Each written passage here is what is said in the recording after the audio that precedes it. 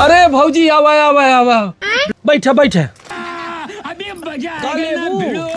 ये भैया जब नैहरे राखी बाने जाना, अच्छा। खूब चमचमात साड़ी एकदम निकाला था। ठीक है। अरे भौजी तुहे चमचमात कहा था, एकदम दमकत कई साड़ी देव हम हल्के में ले था।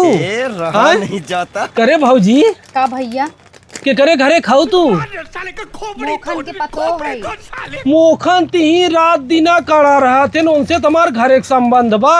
अबे अच्छा अच्छा चला बहसबाजी खत्म हो गया हो तो सड़िया दिखाई दे।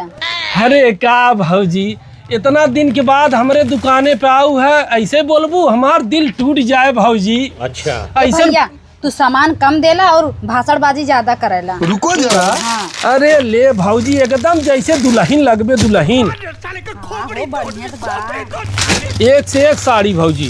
सबर करो। ला इतना बढ़िया बढ़िया साड़ी तोहरे दुकानी बा बतावा ले। तो हर मेहरारू ते देखी ला कैसन कैसन साड़ी पहिरथिन, उन्हों बढ़िया पहिरावा करा। बात तो सही है। अरे भौजी तोहाई हाथ जोड़त है, हमरे मेहरारू का रचको नाम ही जीन ले। इतनी किचैनिया मेहरारू हम जिंदगी में नहीं देखे।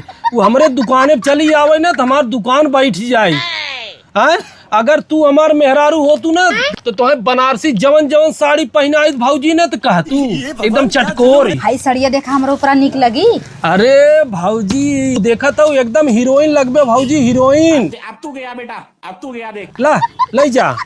अरे इतनी सुंदर भौजाई बा, बतावा हम उसे पैसा ले तो हमें सर्वत जहन्नम में जगह न मिले। अरे बक्कर बक्कर। जा भौजी तहू का कहबे। हाँ नदी गाड़ू का कहबई करब।